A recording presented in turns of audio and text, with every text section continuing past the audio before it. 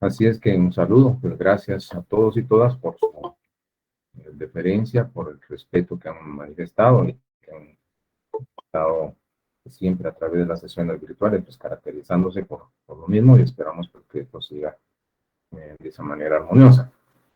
Entonces, gracias Julia, gracias María Rebeca, Diego, por sus saludos a todos y todas que se están haciendo presentes.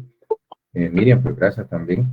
Y antes de comenzar, pues para no perder la tradición, tal vez les rogaría que me puedan hacer un comentario de la calidad de la señal, dado que en el primer turno pues tenía un inconveniente derivado de actividad eléctrica y que había inestabilidad en la señal. Gracias Andrea, gracias Pablo, pues Javier, pues me indican que todo está bien, pues Andy y Nancy. Entonces veo que el reporte es favorable, gracias María Rebeca, siempre puntual, igual que Key. Entonces, vamos a trabajar ya con este sondeo, pues veo que las opiniones pues, son favorables, entonces eso me da la tranquilidad de que no hay inconvenientes técnicos. Si en algún caso hubiese alguna interrupción del fluido eléctrico, pues entonces, donde yo me encuentro, ustedes me hacen favor de manera respetuosa, pues esperar para que me pueda incorporar en la actividad. Pero bueno, platiquemos. Tenemos varios aspectos por disertar. En esta oportunidad, pues vamos a trabajar en la explicación de este tema. Se los voy a compartir a ustedes y es un tema específico que se refiere básicamente a los elementos del deber jurídico. Si ustedes recordarán, en nuestra anterior sesión, pues nos habíamos quedado en ese tema. Entonces ahora vamos a desarrollar específicamente estos componentes que aparecen en su pantalla. Bueno, entonces, sin más, expliquemos los mismos. Vamos a tener en primer término que mencionar, así como ustedes lo ven, se desarrolla específicamente los primeros elementos que hacen énfasis a que se trata de una obligación. Ahora bien, el deber jurídico, por supuesto, que es una obligación que van a tener una o varias personas. Entonces, al decir que es una obligación, inmediatamente vamos a estar ante una restricción de la libertad personal del sujeto. Entonces, cuando decimos una restricción a la libertad personal del sujeto, lo que estamos diciendo básicamente es que aquí hay un límite a su libertad.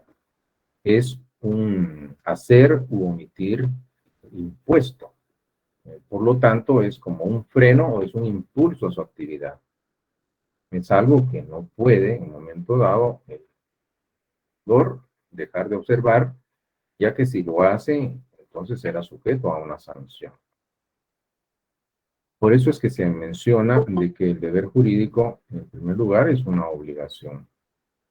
Luego, lo que encontramos es que esa obligación pues, va a consistir en cumplimiento de un mandato. Ese mandato que por supuesto es impuesto por las normas jurídicas. Y aquí vamos a entender que ese mandato, esa orden, deviene de la existencia de una norma que es ajena a la personalidad del imperado u obligado por el precepto. Una norma heterónoma, en otras palabras, porque depende de una voluntad ajena a la propia. Este sería el segundo elemento de nuestra respectiva, pues, podemos decir así, respectivo concepto jurídico fundamental. Luego, menciona aquí en la nómina que ustedes tienen en su pantalla, que se dice que ese mandato debe figurar en una norma jurídica. Entonces tendríamos una pregunta obligada. ¿Por qué creen ustedes que el deber es jurídico? Y la respuesta no se hace esperar.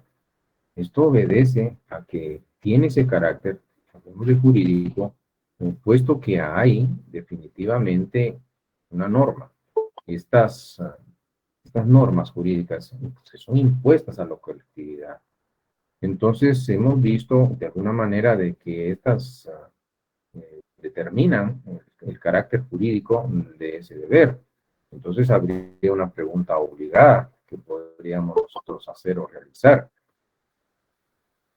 Si no existiese una norma jurídica que contemple ese deber, ¿qué tipo o clase de deber sería? Y la respuesta, obviamente, no se hace esperar. Cualquier tipo o clase de deber menos jurídico. Entonces, por eso debe figurar en una norma. Y finalmente, pues se dice del concepto que ustedes tienen, de los elementos del deber jurídico, se menciona al pretensor. Ahora, si ustedes se fijan, en un momento dado, en la misma definición del deber jurídico se ha dicho que cuando nosotros hablamos del deber es que hay una persona, hay una restricción de la libertad exterior de una persona derivada de la facultad concedida a otra u otras de exigir del primero el cumplimiento del deber. Entonces, lo que estamos viendo específicamente es que esa persona, esas otras u otras personas que están facultadas para exigir el cumplimiento del deber, hacen referencia al sujeto activo, pretensor o derechohabiente. Y por eso es que se menciona al pretensor dentro de los elementos del deber jurídico, de la persona a cuyo favor está constituido el derecho subjetivo. Y por lo tanto, el deber debe cumplirse a favor de ese sujeto que es el pretensor. Bueno, entonces, podríamos establecer que estos cuatro componentes se refieren o se relacionan a los elementos del deber jurídico. Entonces, ¿qué tendríamos? Por supuesto, luego de mencionar estos elementos, tendríamos que desarrollar, obviamente, una clasificación de los deberes jurídicos y ustedes pueden darse cuenta que vamos a generar en nuestro programa, pues, un par de clasificaciones que serían estas. Como ustedes pueden darse cuenta, vamos a utilizar dos criterios para clasificar a los deberes jurídicos. El primero de ellos, que va a depender del grado de importancia que tienen los deberes jurídicos, y luego el otro, que toma en consideración la forma en la que se constituye el deber jurídico. Entonces veamos el primero. De conformidad con el grado de importancia, ustedes ven en su pantalla que tenemos dos tipos. Unos que son denominados originarios y otros que denominamos derivados. Pero ¿en qué consiste cada uno de estos conceptos? Tomemos los primeros. Y lo que vamos a ver específicamente son los originarios y ustedes verán que en este caso se ha dicho que en la doctrina, y esto es importante que ustedes lo consideren, que son todos aquellos deberes que las personas deben guardarse mutuamente como parte o miembro de un colectivo social, esos deberes que debemos guardarnos todos mutuamente y que además están protegidos por la ley en virtud de una eventual violación de esos deberes. En otras palabras, podría decirles que esos denominados deberes jurídicos originarios son tan importantes que del cumplimiento del mismo depende la cohesión de un colectivo social, el que se mantenga unido en la sociedad. Es dada la importancia. Pero si tan importantes son, pues la pregunta obligada sería, ¿y cuáles deberes jurídicos todos, absolutamente todos los que conformamos un colectivo social, estamos obligados y debemos guardarlos mutuamente? Pero voy a mencionar a ustedes estos originarios. En primer lugar, hay un deber jurídico que es el respeto a la vida propia y por ende también el respeto a la vida de los demás. Respetar la vida propia y ajena. Ese es uno. Otro, el respeto a la integridad física de las personas. Un tercero, el deber jurídico de respetar la libertad personal en todas sus manifestaciones. Entonces vemos el respeto a la vida, tanto propia como ajena, el respeto a la integridad física, el respeto a la libertad personal en todas las formas de manifestación. Hay un cuarto deber jurídico originario que en un momento dado, pues hay quienes lo consideran ideal, otros lo ven como algo utópico, y es el respeto a la igualdad en el disfrute de los bienes que brinda la naturaleza. Bueno, por supuesto que hay, en un momento dado, si ustedes quieren, desde el punto de vista ideológico, pues hay una tendencia, pero se ha mencionado el respeto a la igualdad en el disfrute de los bienes. Hay otro también deber jurídico que califica como originario y es aquel que se refiere al deber de respetar la propiedad personal, de respetar esa propiedad. Es un deber jurídico originario. Ahora bien, los anteriores deberes, el respeto a la vida, el respeto a la integridad, el respeto a la libertad, a la igualdad en el disfrute de los bienes, a la propiedad, requiere también de un deber jurídico que es indispensable. Es más, podría decirles que del cumplimiento de ese deber depende el éxito del cumplimiento de los anteriores deberes. Y es este en específico que nos dice que es deber jurídico originario la garantía por parte del Estado de velar por el cumplimiento concreto, por supuesto, de los anteriores deberes.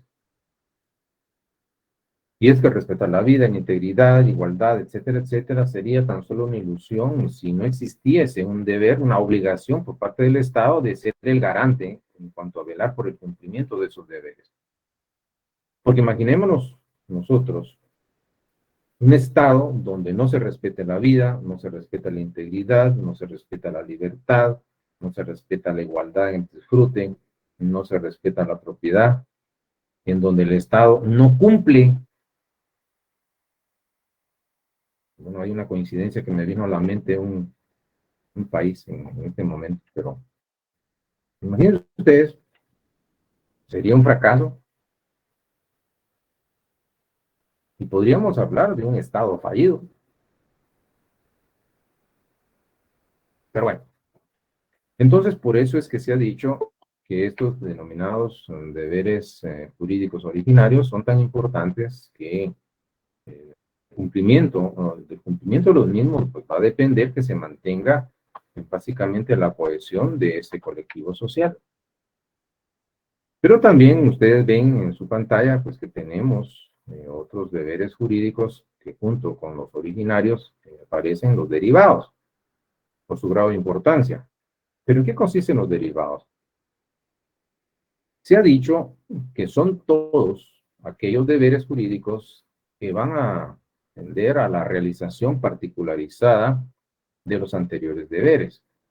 En otras palabras, podríamos decir que los deberes jurídicos derivados tienen un carácter instrumental porque a través de los mismos se van a realizar particularizadamente los anteriores deberes jurídicos. Me refiero a los originarios.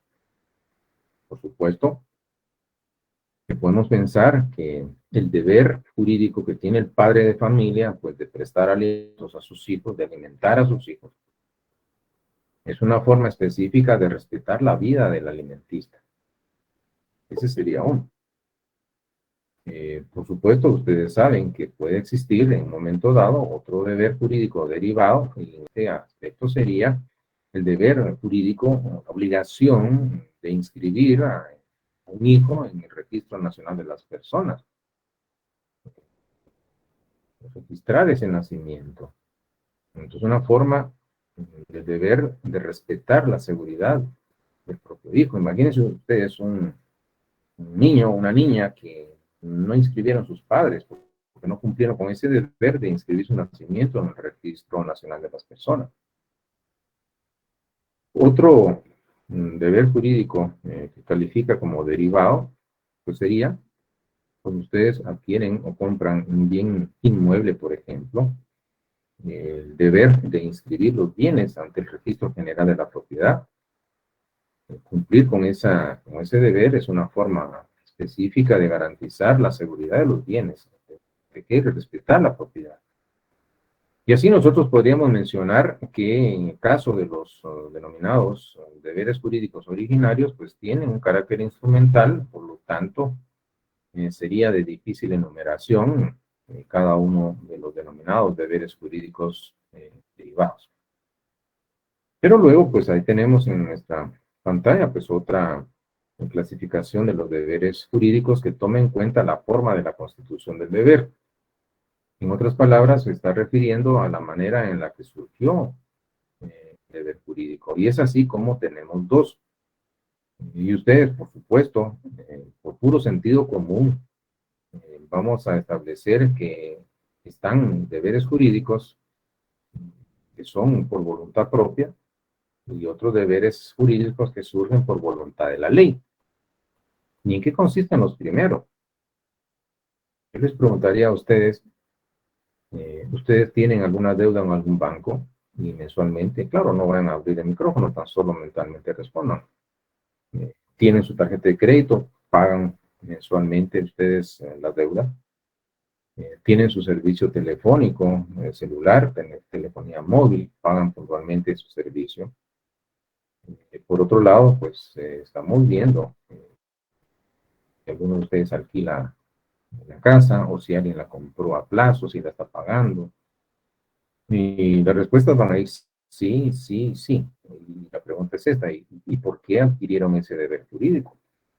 Entonces, la respuesta es obvia, pues que ustedes tuvieron la determinación de querer obligarse, puesto que en la voluntad personal de cada uno de nosotros fue determinante para el nacimiento de ese deber.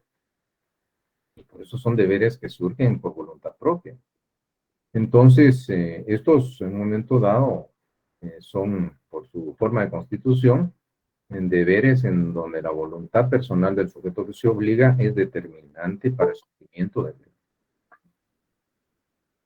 Pero luego tenemos otro que ustedes pueden ver y es en deberes jurídicos por voluntad de la ley. Aquí pues me parece que sería hasta más que obvio el poder explicar en qué consisten. Entonces, en estos denominados deberes jurídicos, que por su forma de constitución son por voluntad de la ley, van a ser todos aquellos deberes en los cuales la voluntad de ustedes, de cada uno de nosotros, individualmente considerada, está sujeta a los dictados de la legislación vigente. Entonces, todos aquellos deberes que son impuestos por la ley, ya no se nos está preguntando si estamos o no de acuerdo, simple y sencillamente viene un acto de imposición tras imposición. Entonces, pagamos un impuesto al valor agregado, les preguntaron a ustedes si estaban de acuerdo. Claro, eso fue el siglo pasado. Y que originalmente pues la tasa impositiva era del 7%. Les preguntaron si estaban de acuerdo o le contaron sus padres de ese impuesto, muchos de ustedes ni habían nacido. Pero de ahí que la elevaron del 7 al 10%, del 10 al 12, donde elevarlo del 12 al 15, que en eso podría estar posiblemente. Pero va acto de imposición tras imposición. Y estos son entonces los deberes jurídicos que en un momento dado son por voluntad de la ley.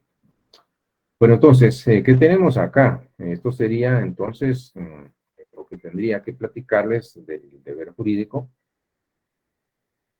Terminamos este binomio de conceptos jurídicos fundamentales y por lo tanto, lo que corresponde a continuación es el desarrollo de otro concepto jurídico fundamental de carácter material.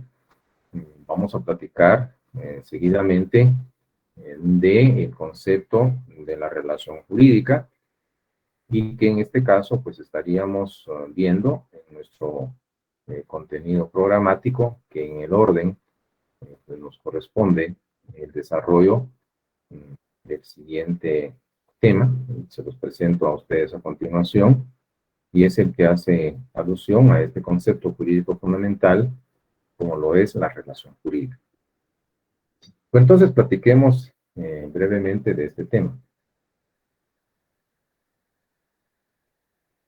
Para el caso de la relación jurídica, por supuesto, Nuestro programa está clasificado como un concepto jurídico fundamental material. En nuestro programa se nos van a requerir, en cuanto al contenido temático, pues, los siguientes puntos. Primero, pues vamos a tratar el tema de la definición de relación jurídica, y luego, pues, hablar de los elementos que lo integran, tanto personales, materiales y formales. Vamos a platicar de estos temas que forman parte del contenido programático, pero van a recibir ustedes algo adicional. Hay un plus, por supuesto, en nuestras cátedras, y es el tema de la clasificación de la relación jurídica. Bueno, entonces, sigamos este orden. Y tendríamos, en primer lugar, que definir la relación jurídica. Y cuando nosotros hablamos de la relación jurídica, claro, pues lo que vamos a hacer básicamente es concentrar nuestra atención y vamos a indicar de que dentro de las diversas o distintas definiciones encontramos como denominadores comunes, pero se habla de que la relación es un vínculo, obviamente se refiere a un lazo o un nexo, que se va a dar entre dos o más sujetos de derecho o personas, tanto individuales como colectivas. En virtud de esa relación, de ese vínculo, uno de estos sujetos tiene una facultad que le permite exigir algo a otro sujeto, y ese otro debe cumplir. Entonces lo que estamos viendo es que tenemos dentro de la relación, pues, dos extremos. Y estos sujetos están unidos, están vinculados, existe un lazo. Uno, es una relación jurídica. Ahora bien, lo que es interesante establecer o determinar es que allí donde ustedes vean estos conceptos que son claves, vínculo, lazo, nexo, básicamente va en torno a que hay una relación. Por supuesto, ese lazo es imaginario, pero bien que existe. En el caso de los estimados amigos y amigas que están felizmente casados, hay un vínculo, un lazo conyugal entre esposo y esposa. Claro, no se ve, pero ustedes saben que esto obviamente implica o conlleva esa vinculación. Quienes están en una relación laboral, por ejemplo, la angustia por la que día a día el guatemalteco pues entra a ese caos vehicular en la ciudad de Guatemala para asistir puntualmente a su trabajo, el hecho de cumplir, estar puntual en el lugar de labores para el momento dado por el compromiso que se tiene. O bien cuando está aproximándose la fecha de pago, el banco, concepto de un crédito, un préstamo, o podría ser el pago de la deuda adquirida por la compra de un inmueble, por ejemplo. O bien cuando se llega a la fecha de pagar la cuota de la colegiatura de los hijos. Entonces, ustedes saben que existen estos compromisos porque hay vinculación. Claro, no se ve. Pues imagínense ustedes, si cada uno de nosotros, si pudiera verse esos lazos que son imaginarios, ¿cuántos tenemos? Son vínculos jurídicos. Entonces, tendríamos diversidad de definiciones, pero lo que es importante concretar es que todo vínculo implica lazo, nexo. En todo dado, pues hablamos de la relación jurídica. ¿Y qué vamos a tener? Dos polos que son opuestos, pero que están unidos por un vínculo, que son los sujetos que participan de la relación jurídica. Uno que tiene la facultad, que va a ser el sujeto activo, y otro que tiene el deber, es el sujeto pasivo. Luego de la definición, claro, pues lo que tenemos acá, pues básicamente es que en nuestro programa pues se habla de los elementos, esos componentes de la relación jurídica. Y lo vamos a ubicar en tres dimensiones. Uno, que son elementos personales, dos, elementos materiales y tres, elementos formales. ¿Y en qué consisten estos elementos? Ya los hemos mencionado en los primeros, en el caso de los elementos personales. Cuando nosotros hablamos de los elementos personales, por supuesto, nos vamos a referir a los sujetos que están vinculados en esa relación jurídica. Siendo así, pues podría indicarles de que estos sujetos, ya los han escuchado ustedes, pues son los siguientes. Un sujeto que va a estar con la denominación de sujeto activo, también conocido como pretensor o derechohabiente. ¿Quién es este? Pues es el sujeto a cuyo favor está constituido el derecho subjetivo, es el titular del derecho subjetivo. Es el sujeto que está facultado para poder hacer algo, abstenerse de un determinado comportamiento, o bien que está facultado para poder exigir algo a alguien más. Es el sujeto activo. Y en el otro extremo opuesto de la relación, pues tenemos al sujeto pasivo, también conocido como obligado o deudor. ¿Y quién es este sujeto pasivo? Va a ser el titular del deber jurídico. Es frente a este sujeto y se va a hacer valer el derecho y él debe cumplir. A él le van a exigir el cumplimiento. Entonces, ustedes pueden notar que básicamente estos son los elementos personales de la relación jurídica. Y me parece que no tiene pues, mayor grado de dificultad, ya que están claramente determinadas estas dos posiciones dentro de la relación jurídica se refiere. Pero hay algo importante, que ustedes vean que los elementos personales de una relación jurídica están identificados con estos dos sujetos. El próximo año, y ya ustedes están próximos a ingresar al área profesional, van a llevar su curso de Derecho Penal 1, en donde van a ver la teoría general del delito. Pero he de comentarles algo muy interesante, y es que en el contexto del derecho penal, también cuando se toca el tema de los sujetos del delito, se mencionan dos. Y coincidentemente, en cuanto a los sujetos del delito se refiere, hay un sujeto activo y hay un sujeto pasivo. Pero en materia delictiva, vemos que en ese contexto, el derecho penal se refiere al sujeto activo para destacar a ese sujeto que ha realizado una acción típica antijurídica, culpable y punible y que llena condiciones objetivas de punibilidad. En otras palabras, al sujeto que cometió el delito, al delincuente, sujeto activo.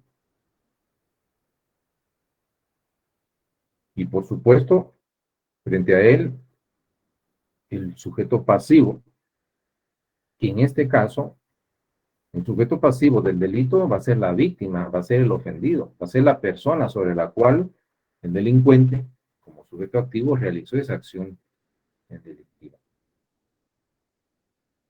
Y ustedes podrán encontrar una diferencia abismal entre el significado que tiene de estos elementos personales de la relación jurídica, sujeto activo y sujeto pasivo, con respecto a los sujetos del delito, sujeto activo y sujeto pasivo, y que tienen un significado totalmente distinto.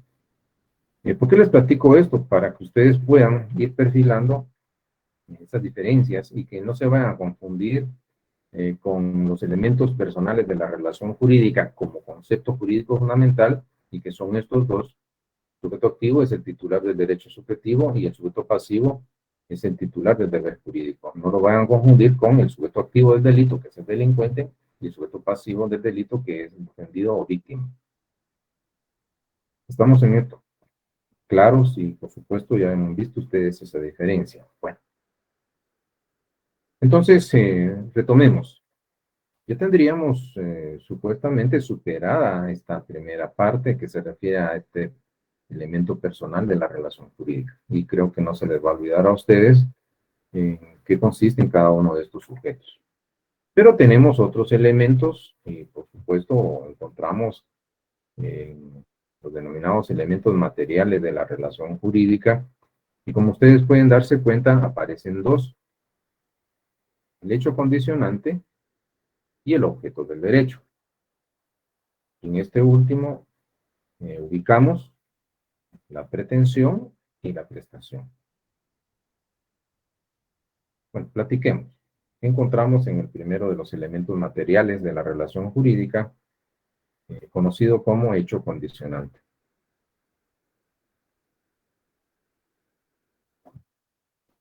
Lo que vamos a encontrar básicamente es esto, que los comparto.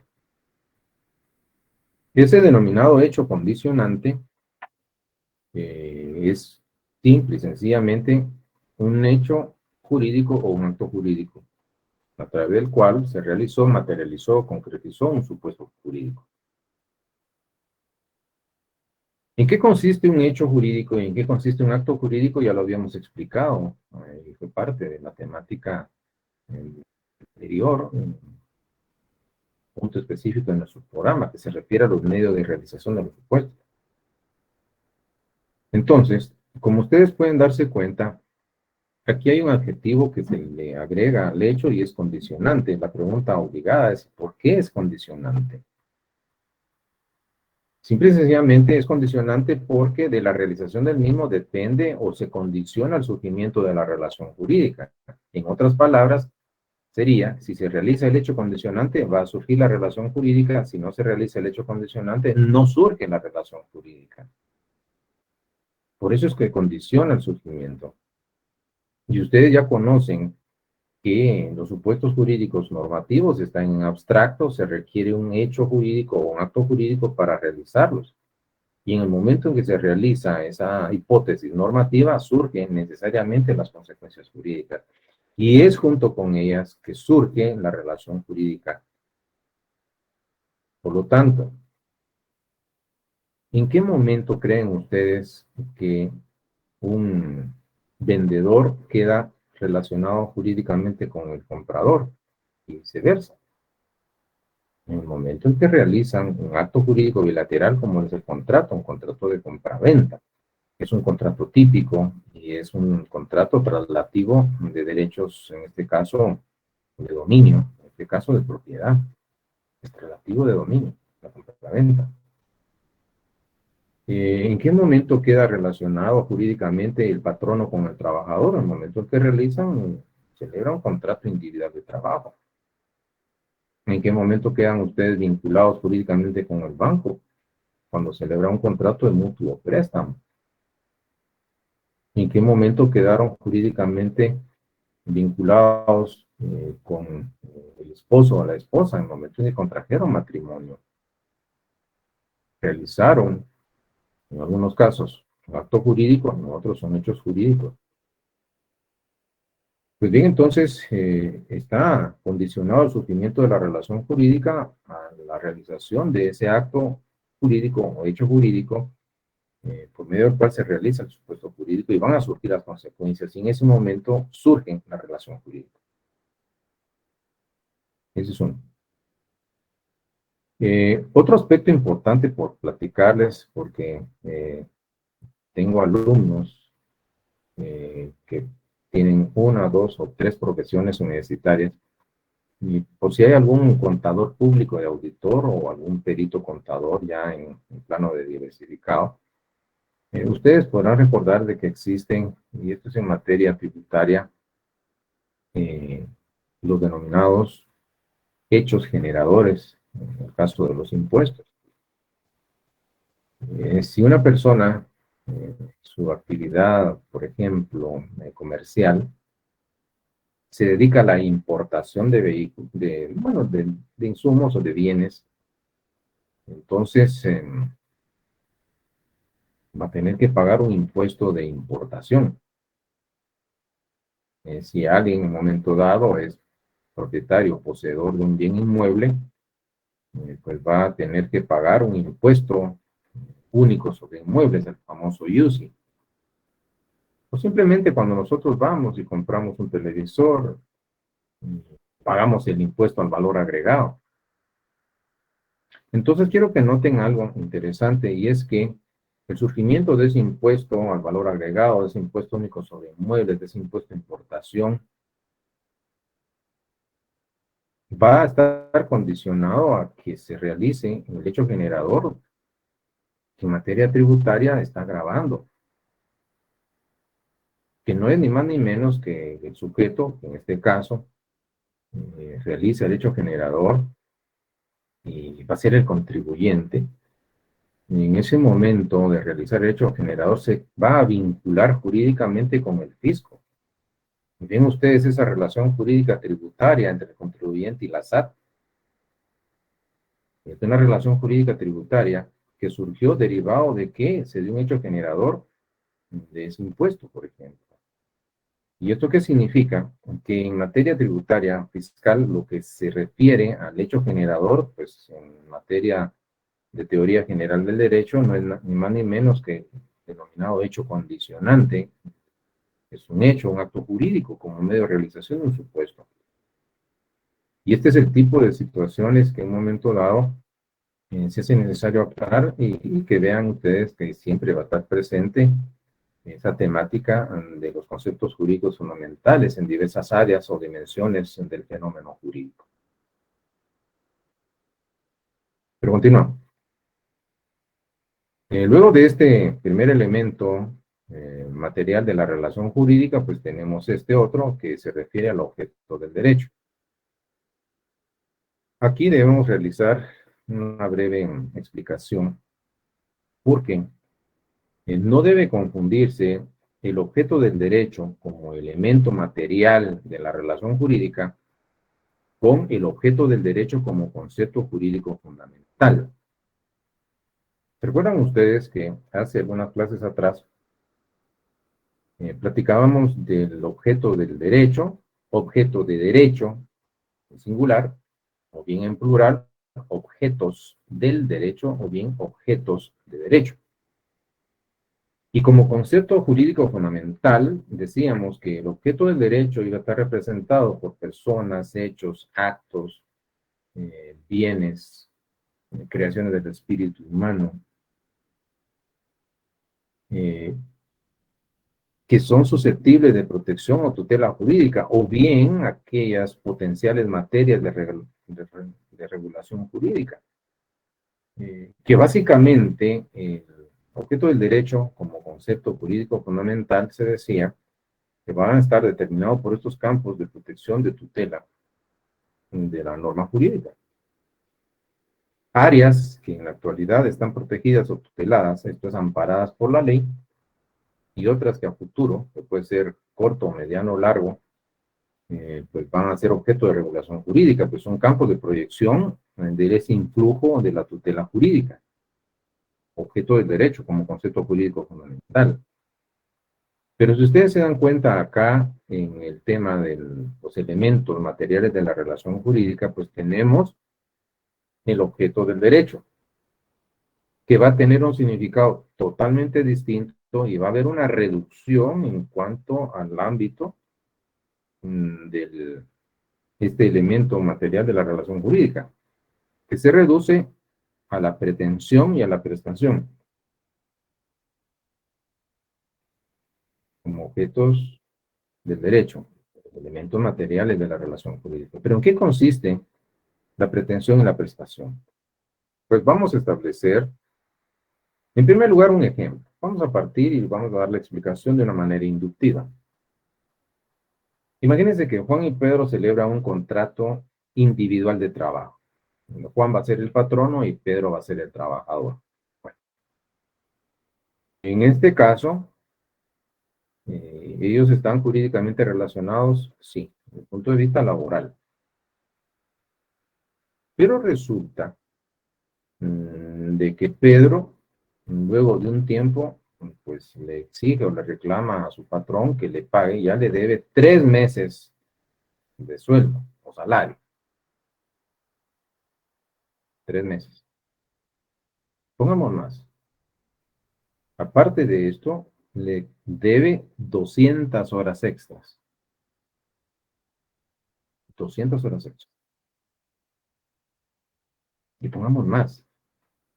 Y esta es la fecha en que no le ha pagado su bono 14. Lo voy a dejar hasta acá.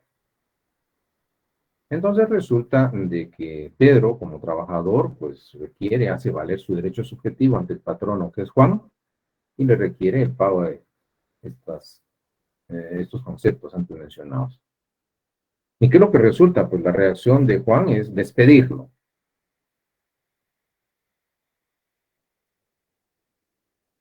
Y acá es más que obvio de que hay un despido injustificado. Luego de agotar la vía previa administrativa,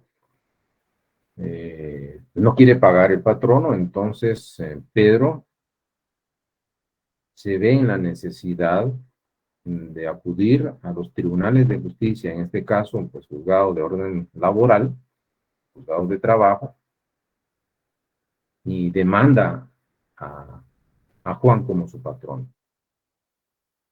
A estas alturas ya ustedes llevan la secuencia de esta historia, pero vienen algunas preguntas. Tienen el chat para que la puedan escribir si deben hacerlo. No el micrófono, por favor. Las preguntas son estas, y quiero que pongan atención. ¿Qué es lo que pretende Pedro? ¿Cuál es la pretensión de Pedro como trabajador? Y viene la respuesta. La pretensión de Pedro es que le paguen sus prestaciones. La pretensión de Pedro es que le paguen sus prestaciones. Pretensión, prestación. Son dos conceptos que están estrecha o íntimamente relacionados, pero tienen una diferencia. Porque en el caso, por ejemplo, de las prestaciones, hay contraprestaciones.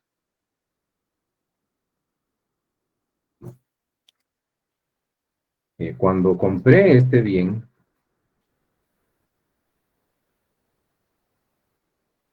pagué un precio,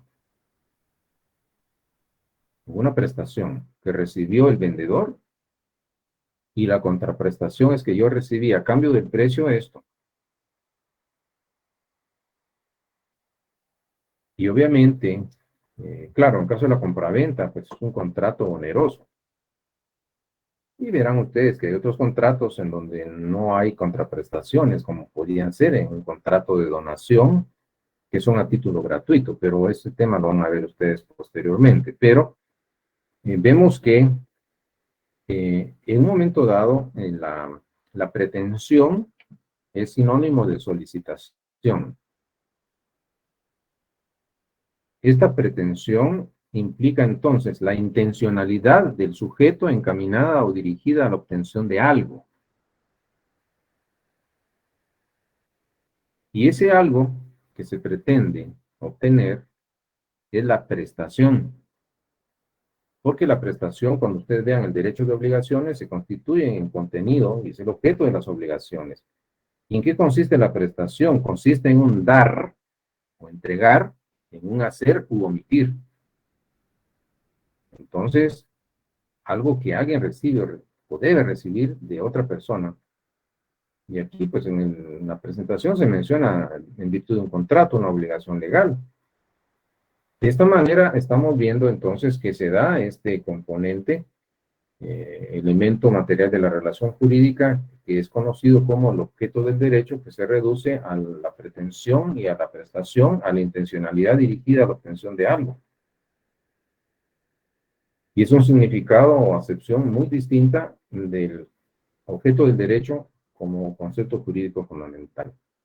Entonces, por favor, no vayan a confundir lo que es el objeto del derecho como elemento material de la relación jurídica que se circunscribe a esto. pretensión y prestación.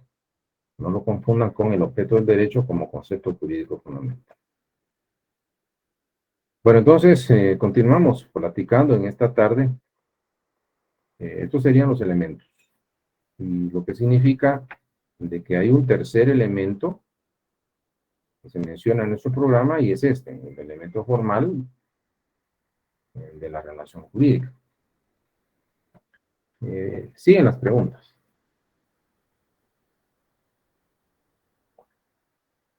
La relación tiene un calificativo adjetivo de jurídica. Entonces, preguntaría sin micrófono, por favor, y tienen el chat. ¿Por qué creen ustedes que la relación tiene ese carácter de jurídico? O replanteemos la pregunta. ¿Qué creen ustedes que es lo que determina el carácter jurídico de la relación? Y tienen la respuesta. Y es porque esa relación jurídica está normada, está regulada. Hay una norma jurídica que la regula o la contempla. Por eso es jurídica. Y siguen las preguntas. Y si no existiese una norma jurídica que establezca esa relación, ¿qué tipo o clase de relación sería? La respuesta no se hace esperar. Cualquier tipo de relación menos jurídica. Puede ser una relación moral, una relación derivada de una norma religiosa o de un convencionalismo social, menos jurídica. Por supuesto que a estas alturas de la explicación, si queremos irnos un poco más profundo, desde un punto de vista filosófico, hablando de la filosofía del derecho, alguien podría pensar, bueno, si se está diciendo de que la relación jurídica requiere de una norma para ser tal, entonces podría ser una concepción de un positivismo jurídico. Y por supuesto, tiene impregnada esta concepción antes mencionada, está impregnada de un positivismo jurídico, que va a reconocer, por supuesto, el derecho legislado como único y creado por el Estado. Entonces, pero si lo vemos desde una perspectiva eminentemente naturalista, entonces entraríamos a considerar la posibilidad de que puedan existir aspectos, en este caso derechos, sin que haya una norma emanada o derivada de la voluntad del Estado.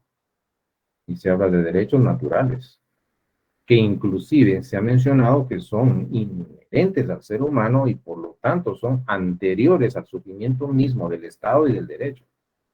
Y entraríamos en un debate o discusión filosófica que, por supuesto, es irreconciliable, pero siempre es necesario pues establecer que en esta parte de la exposición estamos viendo de que reconocer a la norma jurídica como el elemento formal de la relación pues tiene un sello impregnado de un positivismo jurídico.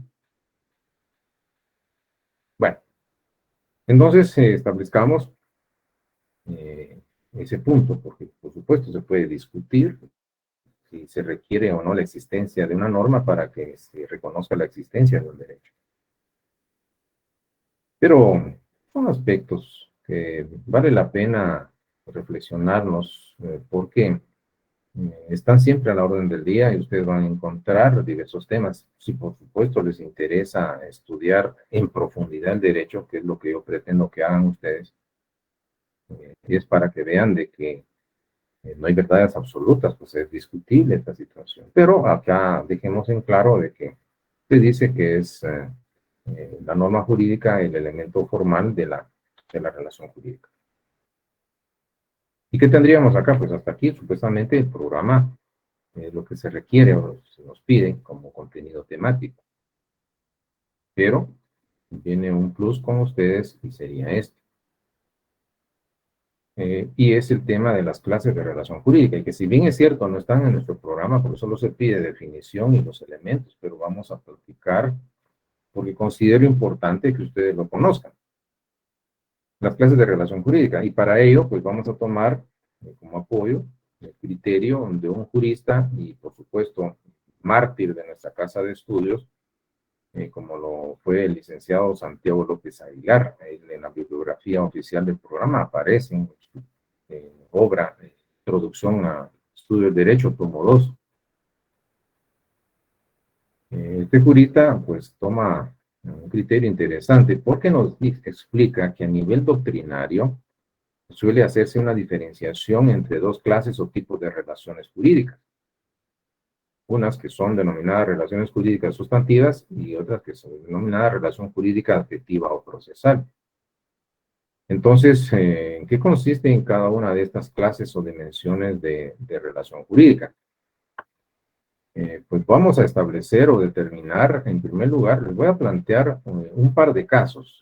Lo voy a hacer de una manera inductiva con ustedes y ver en un momento dado dimensión que nos plantea este ilustre abogado guatemalteco en qué consiste en cada una de estas clases de relación jurídica. Pero veamos en primer lugar el ejemplo.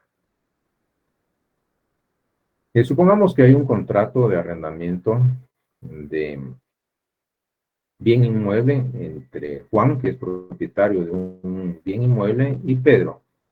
Ellos celebran un contrato de arrendamiento de inmueble a través de un acto jurídico bilateral, materializan, concretizan el supuesto jurídico del contrato de arrendamiento que aparece allá en el 1880 de nuestro Código Civil. Bueno, siendo un contrato típico de cesión de derechos de uso, pues vamos a mencionar, entre otras condiciones contractuales, 3. Hay más, pero vamos a mencionar solo 3. Uno, primero, un año plazo. Segundo, para uso comercial. Y tercero, pues 5,000 quetzales mensuales en monto de la renta conveniente. Bueno, el Código Civil habla de un precio, pues vamos a dejar la renta. Entonces, primer mes, paga puntualmente Pedro, y así se va, del 1 al 2. Al finalizar el plazo del contrato, entrega las llaves del inmueble, entrega desocupado el mismo a su propietario, que es Juan, y tiene la calidad de arrendante o arrendador. Muchas gracias, es un gusto haber estado con usted, pero solo necesitaba un año. Entonces vienen las preguntas obligadas. En este primer caso, ¿hubo relación jurídica entre Juan y Pedro? La respuesta es obvia, sí. ¿Se ejercitaron derechos? ¿Se cumplieron las obligaciones o deberes jurídicos? Por supuesto que sí.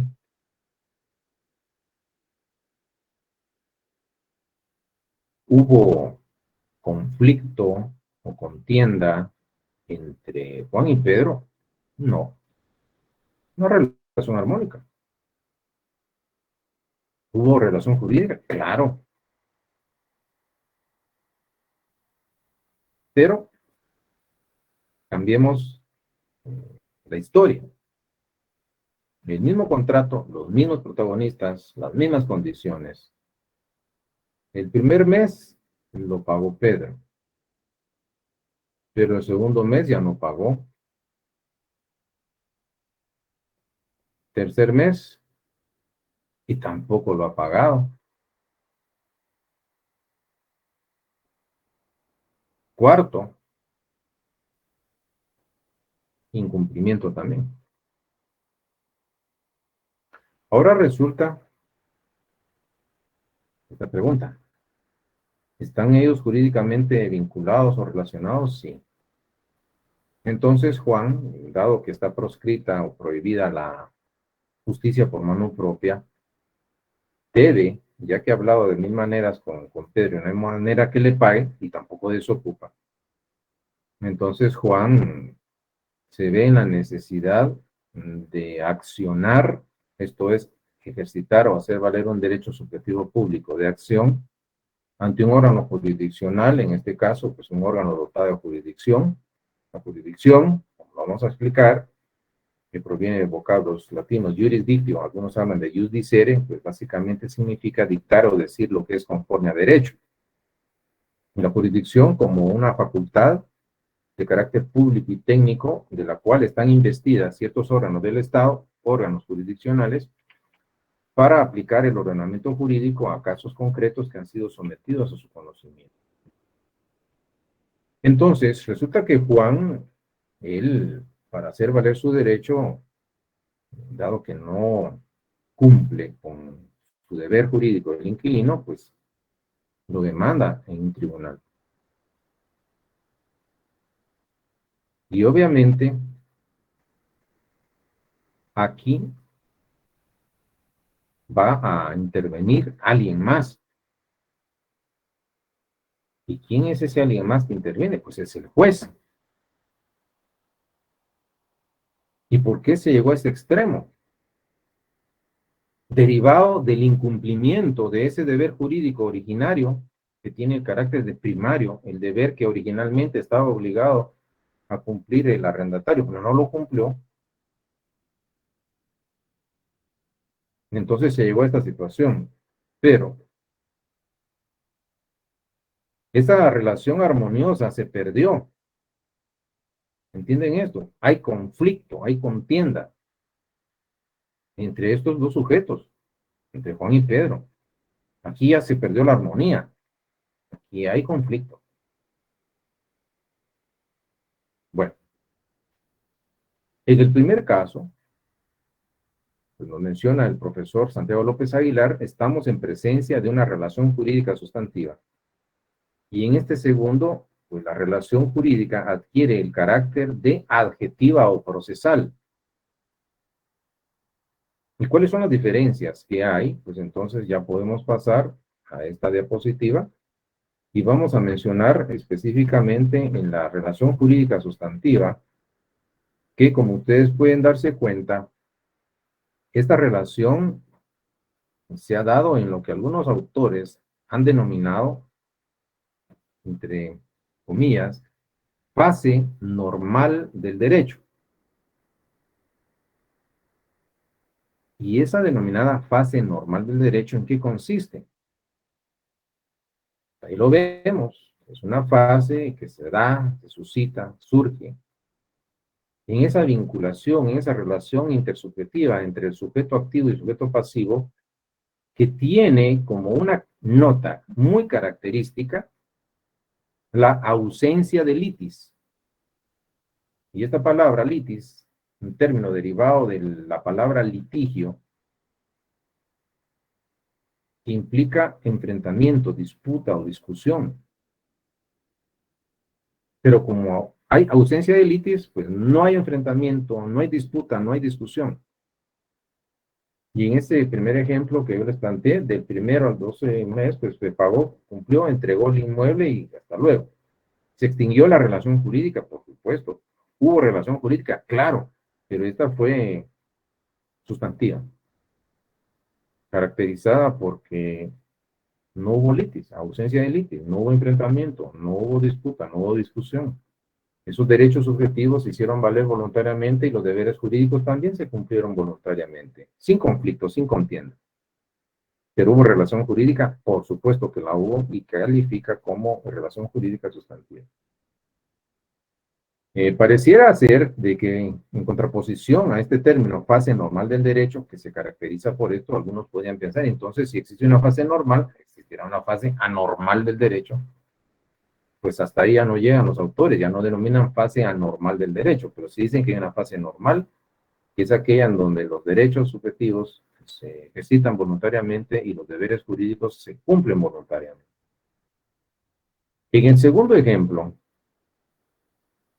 pues básicamente califica en lo que los autores denominan o conocen como, bueno, esta es una imagen que para recrear un tanto ya visualmente una relación jurídica sustantiva.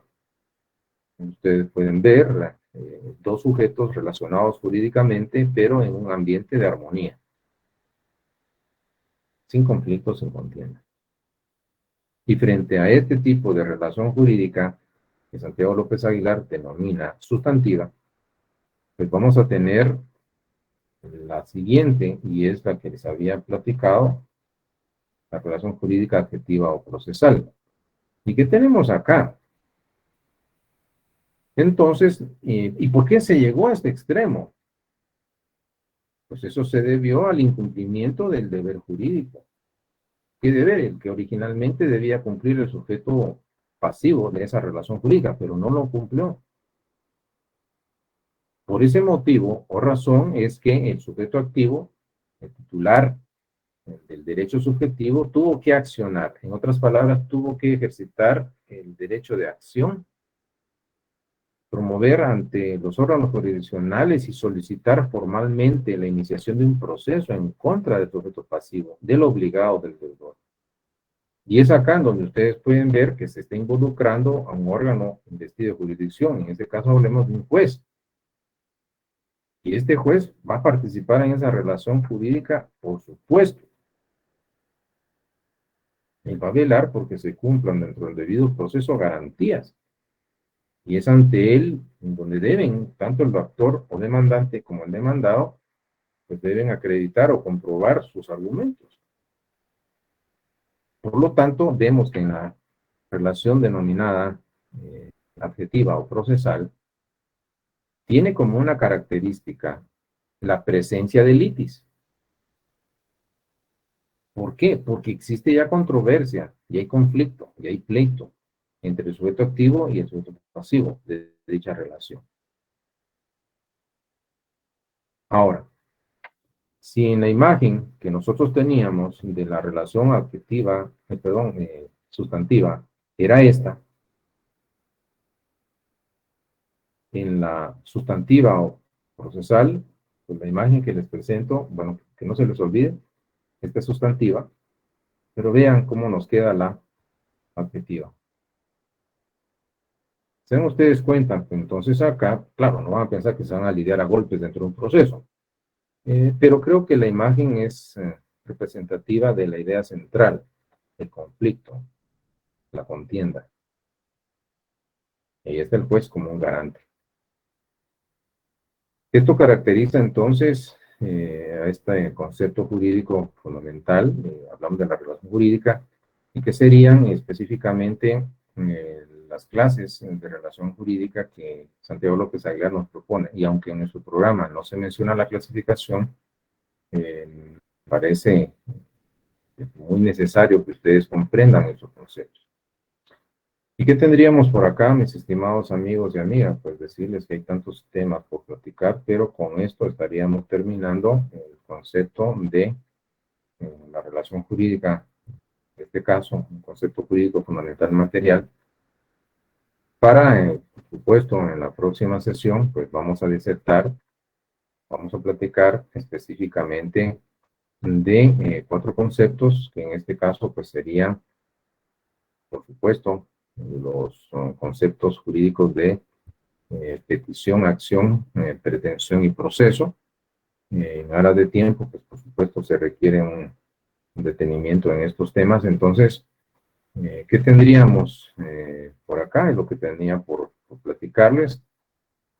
Si ustedes viendo en el chat pues no tienen ninguna pregunta relacionada con este tema, entonces me parece que por hoy pues estaríamos dejando aquí nuestra explicación. Si alguien tiene alguna pregunta relacionada con los temas, pues entonces lo puede realizar en chat o si no, mediante el micrófono. Si quieren participar, pues les concedo este espacio para que ustedes realicen sus planteamientos en torno a los temas. Si no hay participantes, entonces pues no me resta más que agradecerles su atención y su presencia, pues vamos a continuar desarrollando en la próxima sesión otros conceptos y espero pues poder terminar estos aspectos. Escucho, Ruth, adelante. Sí, buenas tardes, licenciado. Solo con respecto a las notas, no sé si tal vez sería posible poder publicarlo en alguna parte como Classroom o no. Quizás sea posible, no sé. Solo... Sí, fíjese que gracias por su atención. Bueno, de hecho, yo los resultados, están bastante bien los resultados. El aspecto que he de comentarles es el siguiente. Tenemos un problema técnico derivado de que, dado que los servidores de la de control académico están en el campus central y ustedes conocen la historia que está tomado, hemos tenido algunos problemas según los han manifestado los encargados de control académico. Entonces han creado unos enlaces, se ha trabajado en una página en la nube, pero lo están haciendo por etapas para tratar de recuperar mucha información. Entonces, el canal oficial es a través de la cartelera virtual. De hecho, pues los resultados están ya generados. Los tengo. Lo único que esto va por etapas. Entonces, el cargarlos oficialmente en el sistema ha sido una situación de una larga espera porque están trabajando en la recuperación de algunas bases de datos y va por etapas. Entonces, ese es uno de los aspectos interesantes y llevan fases. Hoy en un momento dado de estar estableciendo pues, la sugerencia, algunos profesores ya la dieron, pero siempre en un momento dado, pues voy a hacer esas consultas. Es más, decirles, me comentaron también que hay algunas personas que tienen algunos aspectos de asignación y de instrucción que están pendientes. Entonces hay personas que en un momento dado pues están todavía como oyentes y posiblemente se examinaron pero no aparecen oficialmente inscritos porque hay todavía, hasta donde me habían comentado, algunos pendientes administrativos.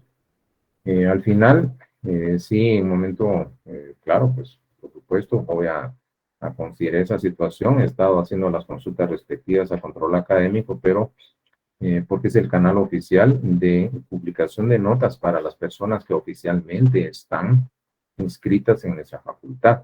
En estas alturas, pues desconozco, en un momento dado, pues yo veo a veces más de 100 gente recibiendo clase, y solo X cantidad se examina, porque hay algunos que posiblemente estén como oyentes. Entonces, en la publicación oficial de resultados, en un momento dado, es en los canales oficiales autorizados. Entonces, es más, pues voy a ver esa situación y no tengan pena, yo no tengo ningún reparo de hacerlo, lo único es que soy respetuoso también de la normativa y en un momento dado, pues podría en un momento pues, llegar a pensar de que hay gente que se examinó sin estar inscrito.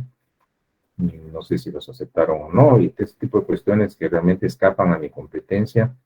Y por lo tanto, voy a considerar ese aspecto y no tengan pena. En un momento determinado, pues, de conocer sus resultados, pues podría utilizar estas plataformas alternas que no son los canales oficiales de publicación de notas. Entonces, gracias por su participación y créanme, pues quiero anticipadamente pues felicitarlos. Hay buenos resultados y espero que los resultados sean el reflejo de lo que ustedes realmente saben y conocen en torno a los temas. Pero la pregunta es válida, su inquietud y su preocupación es válida, pero también hay aspectos administrativos que hay que completar. Entonces, ese es el único aspecto de estas alturas. No sé quiénes están realmente inscritos y quiénes no. Tengo algunos que asisten, incorporan a las clases, pero algunos de ellos desisten, ya no se inscriben y podría ser, no sé si se examinaron o no. Todos esos detallitos los vamos a ver, pero de ser así, pues la decisión la voy a tomar lo más pronto posible y así es de que, sin más, pues es lo que les tengo que informar al respecto.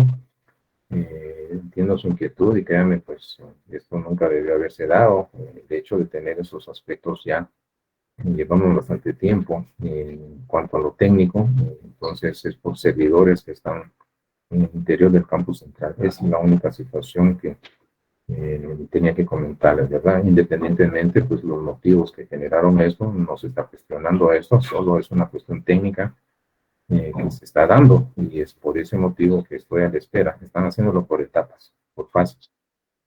Y esto pues genera pues una espera bastante prolongada, pero no se preocupen si en un momento dado, en breve, ustedes tendrán en un momento dado pues los resultados. Voy a hacer la consulta nuevamente porque siempre he estado todos los días haciendo mis preguntas, pero espero y me explican que va por fases o etapas.